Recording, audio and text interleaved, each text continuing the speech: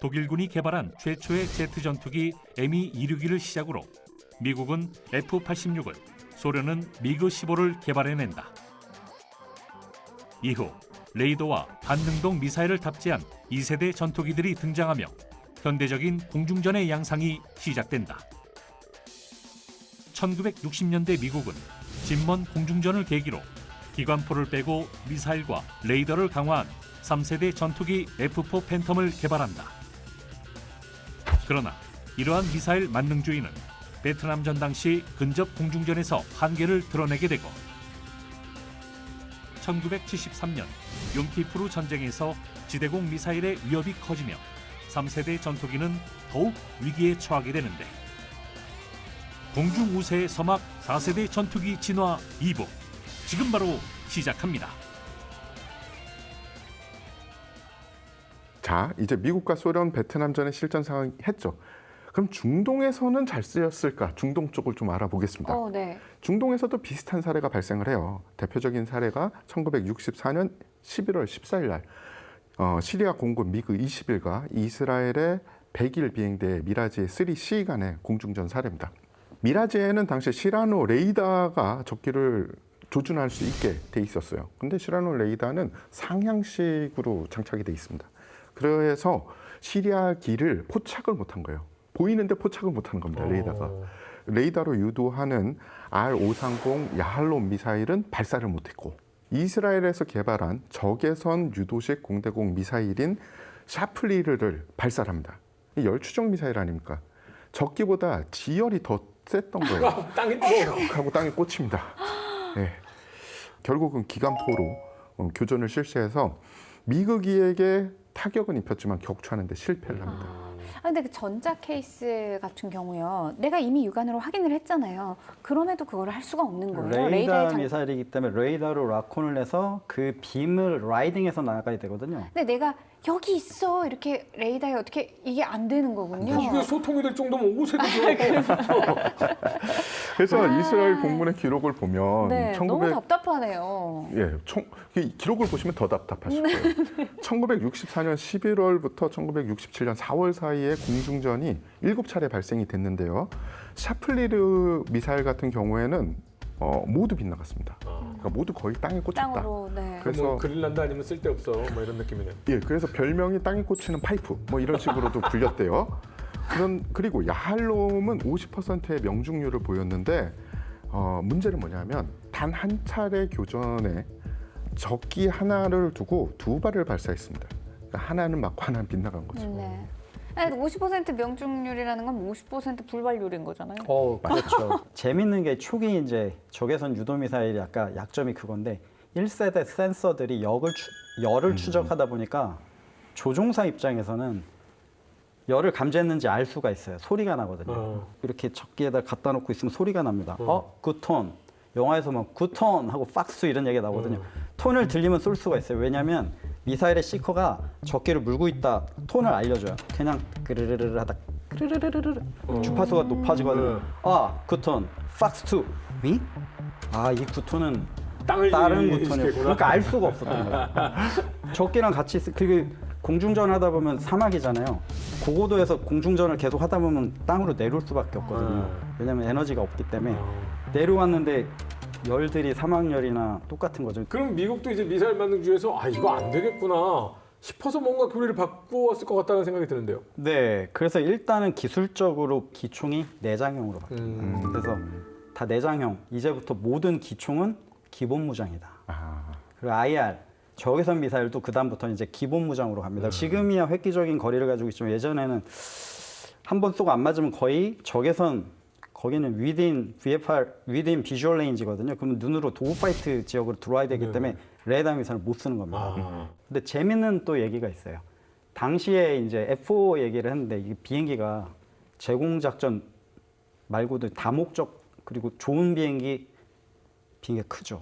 육중하고 추력도 좋고 폭탄도 많이 그러다 보니까 적의 날렵한 얼마 싼 미국이들이 와서 엄청 괴롭히는데 기동해서 안 되는 거예요. 그래서 이것을 어떻게 이거는 이제 조종사의 기술로 극복해 보자. 그래서 생긴 게 유명한 그 영화 탑건 스쿨이 생겨요. 이 큰 기체로 날렵한 기체를 공중전에서 도구 파이트에서 이겨야 된다. 얘들이 레이더 무쌍을 쏴도 안 맞을 수 있기 때문에 우리는 어차피 도구 파이트를 하기 때문에 미사일하고 적외선 미사일하고 기총으로 상대를 해야 된다. 그게 주제가 모티브가 된 게 그 영화 탑건입니다. 도그파이터 육성 학교 그런 그렇죠. 느낌이네요. 기본으로 돌아가죠. 우리는 도구 파이터를 해야 된다. 그래서 많은 우리 밀리터리 덕후분들께서 미사일도 BVR 미사일인데 지금 도구 파이터가 무슨 필요가 있냐고 얘기를 하는데 아닙니다. 도구 파이터가 기본이 돼야 돼요. 그래서 영화에서도 매버릭 나오잖아요. 도구 파이터부터 시작한다 얘기 나오잖아요. 예. 근데 이제 4세대 전투기가 개발되기까지 금문도도 있었고요. 베트남, 중동 등지에서 이게 미사일만은 안 되는구나. 그렇다고 기총으로만 너무 의존해도 안 되는구나. 여러 가지 생각 끝에 결국은 4세대 전투기들이 막 탄생하기 시작한 거 아니겠습니까? 그럼 4세대 전투기 개발 사업에 대해서 한번 얘기를 해주시면 좋을 것 같아요.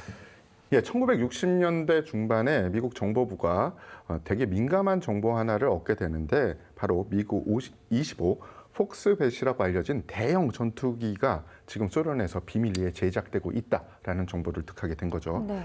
그 위성에서 이 실루엣을 봤는데 온갖 항공 역학자들, 엔진 전문가들이 와서 그걸 다 분석을 한 거예요. 근데 봤는데 꼬리 날개 이렇게 보고 이거 기동성 되게 좋겠다. 근데 엔진 인테이크를 보면서 다들 경악을 합니다. 인테이크가 이렇게 넓어? 그러면 엔진이 추력이 얼마짜리야? 속도하고 추력대 중량비 상당하겠다. 이렇게 했을 때 추력대 중량비 나오고 날개가 나왔을 때 양항비라는 게 나와요. 와, 우리가 가지고 있는 전투기랑 비교가 안 되겠다. 그래서 경악을 금치 못하고 우리는 다른 제공 전투기 얘랑 맞설 게 필요해 해서 우리의 슈퍼스타 이글이 F-15 이글이 나오게 된 배경이 된 거죠. 네. 그런데 정작 열어봤더니 빛좀 개살구였던 거죠. 말씀하신 대로 어떻게 뜯어봤느냐 이것도 중요하잖아요. 그 사건이 벌어집니다. 네. 예, 1976년에 빅토르 벨렌쿠라는 사람이 있어요. 중인데 당시 소련군의 중이었는데 일본으로 망명을 합니다. 근데 몸만 온 게 아니에요. 비행기 타고 왔죠. 미그 25를 타고 왔습니다. 그래서 서방에서 이 기체를 인계를 받아서 특히 미국에서 하나하나 뜯어봤습니다. 그리고 상태를 보고 성능을 봤더니 자신들이 예상했던 그러니까 그 네. 아재님이 말씀하신 것보다 야 이거 과대평가. 그렇죠. 개살보다 네. 원래 적은 무섭게 보이는 법이에요. 그럼요. 그래서 이제 F-15라는 전투기가 나오게 되죠. 근데 이제 F-15 유명하잖아요. 제공 전투기. 이게 얘기가 다릅니다. 그 전에 전투기들은 제공 전투기라는 얘기를 안 썼는데 감히 F-15부터는 제공 전투기라는 내용을 씁니다. 제공이라는 거는 하늘을 제압한다는 뜻이거든요. 네. 이건 엄청난 자신감이 들어있는 거예요. 그래서 이 F-15를 개발을 당시에 미그 25 때문에 빨리 해야 되는데 잘 만들어야 된다 해서 온갖 이론들이 들어갑니다. 추중비라고 해도 다 이기지 못하고 날개가 넓다고 해서 모든 속도 대역에서 다 능가하지 못한다. 그렇죠. 중요한 거는 에너지 기동이다. 어떠한 영역대에서 우리가 어떠한 우세성을 가질 수 있겠느냐. 그거를 가지고 설명을 한 거예요. 우리 고등학교, 중학교 때 보면 운동 에너지하고 위치 에너지 나오잖아요. 그 두 개를 합쳐서 이 항공기를 가장 좋은 에너지가 가질 수 있게 설계를 해보자. 이게 존 보이드가 만든 에너지 이론이에요. 에너지 매뉴버 이론. 이 기체가 적용된 첫 번째 기체가 F-15라서 제공이라는 감이 어떠한 영역에서도 우리는 적기를 격추시킬 수 있다. 그래서 제공 전투기라는 개념이 나오죠. 그만큼 자신감을 가지고 있는 겁니다. F-15가 이런 식으로 이제 준비가 돼서 개발을 하기 시작했습니다. 그러면 이제 탄생을 했으니 공중전을 한번 해봐야겠죠. 그렇죠. F-15의 아주 대표적인 전투가 있죠. 네, 백하 계곡의 공중전. 네, 요 얘기를 한번 해보도록 하겠습니다. 1982년 레바논 전쟁의 일환으로 벌어진 어떻게 보면 가장 간축이어서 말씀드리면 3세대기와 4세대기의 교전의 결과다라는 걸 극명하게 보여주는 그런 작전이었다. 말씀하시자마자 떠오르는 게 청동기와 철기 약간 그 사이. 그거 거의 그 그죠? 약간 수준이었죠. 그런 느낌 아닐까요? 결과를 보면은 네. 말씀하신 게 비슷할 것 같아요. 오. 그래서 작전명 자체는 몰크라켓 19라고 합니다. 몰크라켓이 땅강아지라는 뜻이잖아요. 백하 계곡에 있는 시리아군 방공 무기체계 19개소를 파괴하겠다라는 게 작전명이 아예 녹아 있다라고 네. 보시면 되고요. 당시의 시리아군 주력 기체는 미그 21이었고 상당수의 미그 23과 수호이 20도 배치가 되어 있었습니다. 그런데 그들의 전술이 전형적인 소련식 전술이었어요. 즉 공중에서 알아서 작전을 하는 것보다는 지상 통제소에 의존하는 방식입니다. 그러니까 지상에서 강력한 레이더를 보고 적군이 어느 방향에서 어디로 진입하니 어느 쪽으로 가서 타격을 해라, 반격을 해라, 이런 식으로 됐었죠. 또 하나의 그들의 전술은 백하계곡에 19개소의 방공 무기 체계가 깔려 있었다고 했잖아요. 거기가 함정입니다. 그래서 이스라엘 공군기들을 그쪽으로 끌고 들어와서 그들이 요격을 하게 만드는 그런 작전이었습니다. 그런데 이스라엘군 무인기의 기만 전술에 속아서 시리아군 방공포대 레이더가 이 레이더를 켜고 미사일을 발사를 하자 이스라엘 F4 팬텀에서는 AGM-78과 AGM-45 미사일을 발사해서 레이더를 먼저 무력화를 시키게 됩니다. 그 미사일들은 지상의 레이더를 파괴하는데 특화되어 있는 그런 무기체계였어요. 그러면은 시리아군은 사실은 완전히 귀도 안 들리고 눈도 안 보이는 그런 상황, 눈도 가시거리뿐이 안 보이는 이런 상황이 된 거죠. 시리아군은 반격을 위해서 세 곳의 군사기지에서 약 100여 대의 전투기들을 발진을 시킵니다. 당시에 시리아군이 운영하던 기체에 아주 큰 약점이 있었는데 전방과 후방에는 레이더 경보 장치가 있었는데 측면에는 레이더 경보 장치가 없었던 겁니다. 전방에서 들어오는 적 레이더 라콘에 대응을 하겠다. 또는 내가 도망갈 때 뒤쪽으로 쫓아오는 적에 대해서 대응을 하겠다라는 얘기인데 측방에 그게 없다는 얘기는 이 센서가 측방에 있는 레이더 소스를 받더라도 그 민감성이 떨어져서 사용을 못한다는 뜻이거든요. 그러니까 측방에 대해서는 거의 생각을 안 한다. 왜냐하면 전투기가 측방으로 기동할 이유는 없으니까. 그 점을 이스라엘 공군이 알고 그럼 우리는 좀 더 들어가서 측방으로 레이더 미사일을 사용하겠다. 그러면 레이더 RWR이 아까 경고를 해야 되는데 센서가 얘가 맞아? 경고를 못하겠죠. 그런 약점을 파고든 전술적인 승리라고 볼 수 있죠. 측방으로 들어가면 약점이 있어요. 레이더 미사일은 전방에서 쐈을 때 상호 전방일 때 최대 사거리를 낼 수 있거든요. 그럼 이스라엘 측면에서 측방으로 가면 나의 사거리를 줄이더라도 나는 적의 약점을 파고들겠다. 이건 상당한 위험을 감수하고 들어갑니다. 하지만 승리를 하게 됐죠. 그래서 시리아군 편대가 하나하나 터져나가기 시작을 합니다. 그리고 아재님이 말씀하신 것처럼 더 가까이 들어오자 이스라엘군은 사이드와인더 미사일로 교전을 시작을 해요. 그리고 더 근접해서는 기관포로 교전을 실시하게 됩니다. 결론적으로 세대가 다른 기체들의 전투, 그리고 전술적으로 전략적으로 더 우수한 이스라엘군이 승리를 한 건 당연한 건데 어느 정도 교전비가 나왔냐, 이게 중요해요. 네. 86대 1입니다. 시리아군의 기체 86대가 격추되는 동안 이스라엘군은 한 기가 격추가 됐는데 그 한 기도 공중전을 벌이다가 격추됐다기보다는 정찰기인데 아마도 지상에서 쏜 방공 무기체계에 격추가 됐다. 결국 이렇게 해서 중동에서 성능을 검증한 F-15는 이제 개량이 돼서 나오게 됩니다. 어떤 것들이 있는지 짚어주실까요? 최초에 나온 이제 F-15A가 나오죠. 근데 재밌는 게 이제 A/B라는 게 있어요. A는 뭐고 B는 뭐야? A는 단좌. 똑같은데 혼자 타는. 근데 뒤에 F-15B가 나오면 똑같은 성능인데 복좌 2명이 탄다. 그렇게 보시면 되고 초기에 F-15A, B 이거를 전체적으로 업그레이드를 합니다. 제공 전투. 한번 이제 항공기 시제기를 만들었는데 뭐가 필요해 하면서 이제 항전 장비들을 업그레이드를 해야 되잖아요. 그래서 나오는 게 C, D. C는 A의 업그레이드. D는 B의 업그레이드. 복좌형. 네, 이해되셨죠? 그래서 제공 전투기가 되는 거예요. 공대공 능력이 우수합니다. 대부분의 지금 전투기들, 이스라엘도 CD 블럭을 가지고 사용을 했고요. 제공 전투. 일본 항공자위대도 CD 블럭을 가져와서 제공 전투 능력을 가지고 있는 거죠. 당시에 제공 전투기로서는 세계 최강이었으니까요. 그러다가 또 업그레이드를 하잖아요. 그러면 이제 CD 다음에 E. E는 뭘까요? 이게 다목적으로 변하면서 플랫폼이 좋잖아요. 이거 제공 전투기만 쓰기엔 좀 그렇다. 공대지. 임무를 추가를 합니다. 그래서 우리가 소위 얘기하는 스트라이크 이글. 스트라이크에 들어가는 E.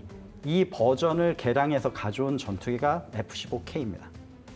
그렇게 개량이 그렇게 됩니다. 그리고 이제 4세대에서 4.5세대로 가면 이제 F-15EX가 나오죠. 아니 근데 이 F-15가 대형 기체다 보니까 사실상 가격이 만만치 않잖아요. 비싸죠.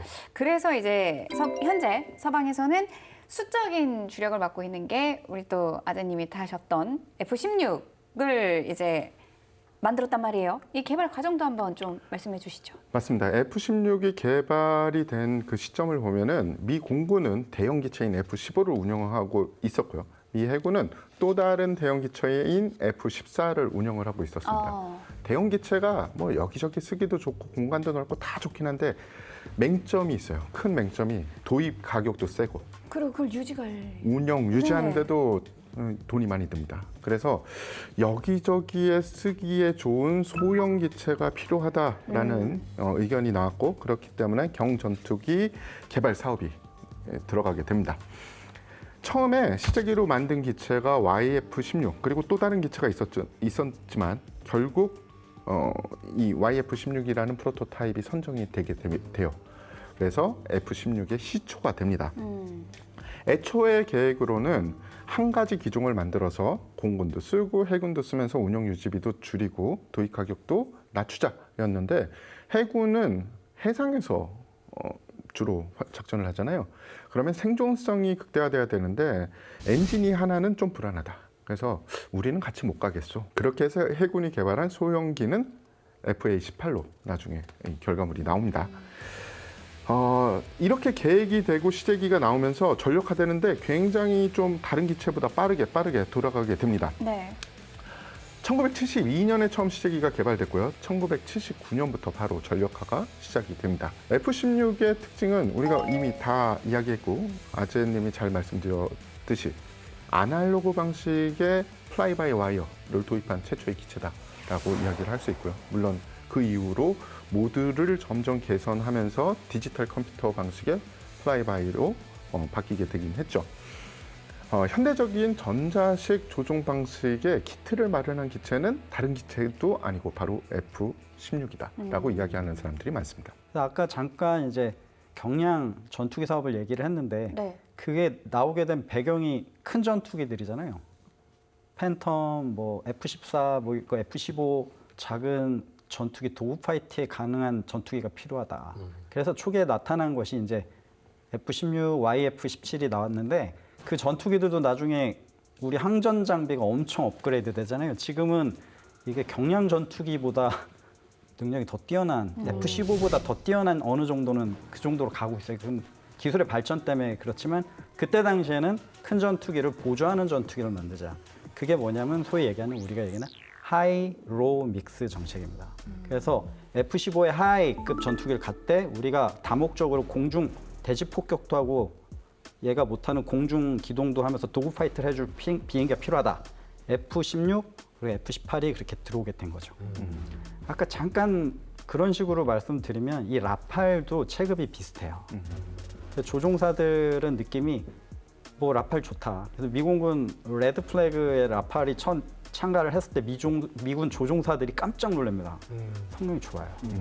그리고 센서가 아까 앞뒤에 붙었나 해서 전방이 센서라 위협을 다 감지합니다.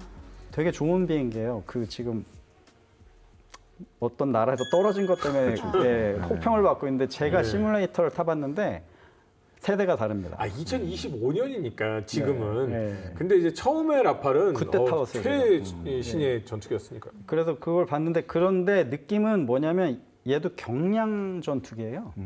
그럼 우리나라 차세대 전투기에 경량 전투기가 이미 F-16이 있는데 네. 또 다른 경량 전투기 이건 차세대 전투기라고 볼 수 없다. 아. 우리 전략을 보면 약간 적지의 중심까지 갈 수 있는 큰 전략적인 전력이 필요하다. 그런 논의가 좀 대두가 돼서 좀 F-15급이 얘기가 되지 않았나 그렇게 말씀을 드리고 싶고 지금 여기에서는 이제 그런 전투기가 우리는 없었잖아요. 근데 미군은 그런 전투기가 있었는데 작은 전투기가 필요하다. 네. 그래서 F-16이 들어온 거죠. 근데 지금 현재 우크라이나에 이 F-16이 공여돼 가지고 오는 중에 있잖아요. 예, 이거는 맞습니다. 또 어떤 상황인 건가요? 다음 이야기. 70년대 기술을 바탕으로 개발된 F-15와 F-16은 4.5세대 전투기로 진화하며 각광받는다. 또 다른 4.5세대 전투기인 프랑스의 라팔과 중국의 J-10은 인도 파키스탄 분쟁에서 발발된 카슈미르 공중전에서 맞붙고, 이란의 핵시설 공습에도 4.5세대 전투기 F-15와 F-16을 이스라엘이 투입해 사용한다. 4.5세대 전투기의 전성시대 속 진화하는 우리 공군의 KF-16과 KF-21 보라매의 미래 발전상은 어떤 모습인가? 공중 우세의 서막 4세대 전투기 진화 마지막 이야기, 많은 시청 바랍니다.